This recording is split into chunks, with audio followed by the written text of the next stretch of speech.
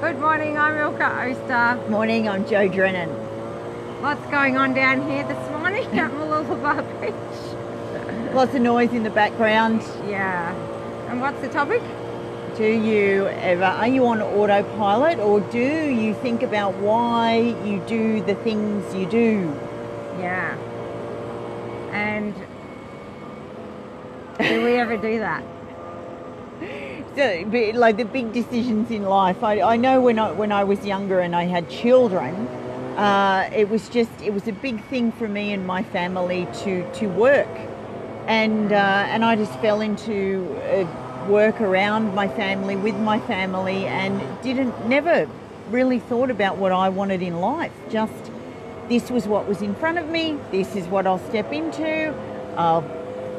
It really was a subconscious program from what you'd learnt growing up, and I think we all do that to a large extent, much larger extent than we could ever really give credit, because we think that we're not on autopilot in our lives, but every day our subconscious mind is ruling the whole show. We are on autopilot.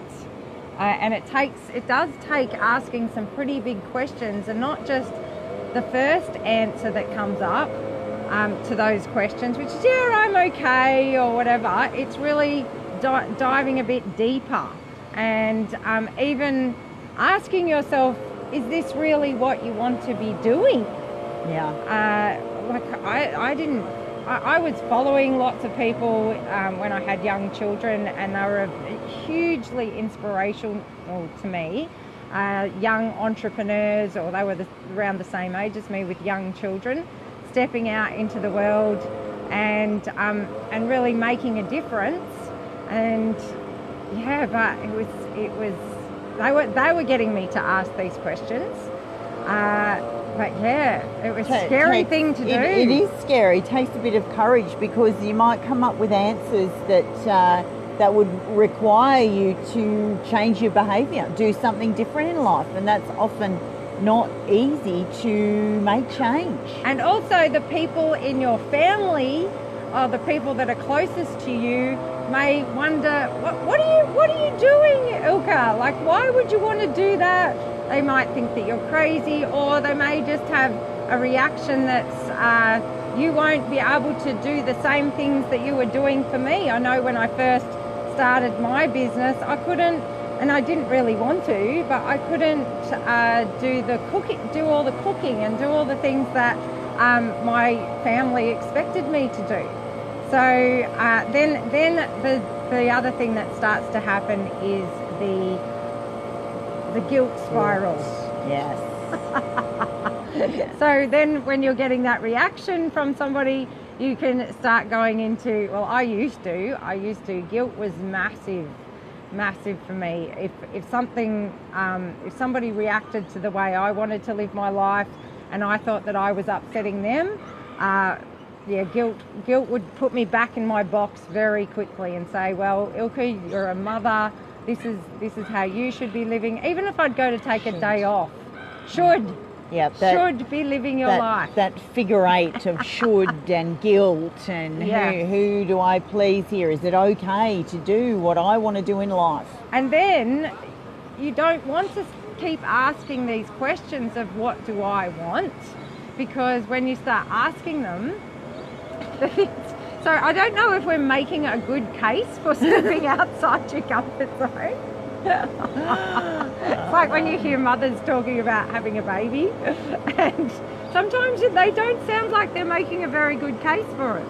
But of course we all do, all of us mothers know the amazing gift that children are, and there is an amazing gift also on the other side of asking these questions, because you're not going to keep living like, I think living where you don't ask these kind of questions, you can feel like you really are dying on the inside a little every day, because you're not following what your soul is telling you to follow.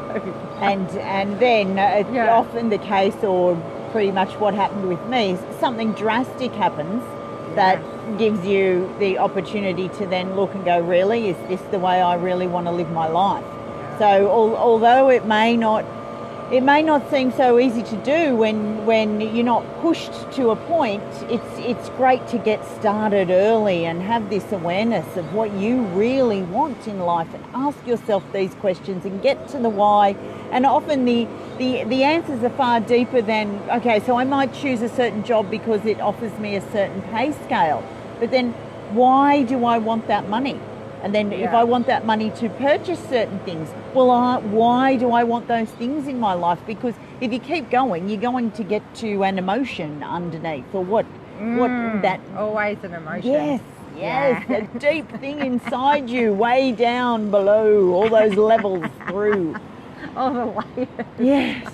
Yes. And then when you do start living life in your own truth, and even though there will be reactions from people, it does get easier and easier as you make these steps forward. And luckily, in our Awakened Parenting courses, we also have lots of tools and strategies that help people. Like I could not have moved forward in my life in the way that I have into my own power without something like EFT tapping. It really has been so incredibly beneficial to develop a habit around using that tool. And things like meditation, I know you use a lot, Joe.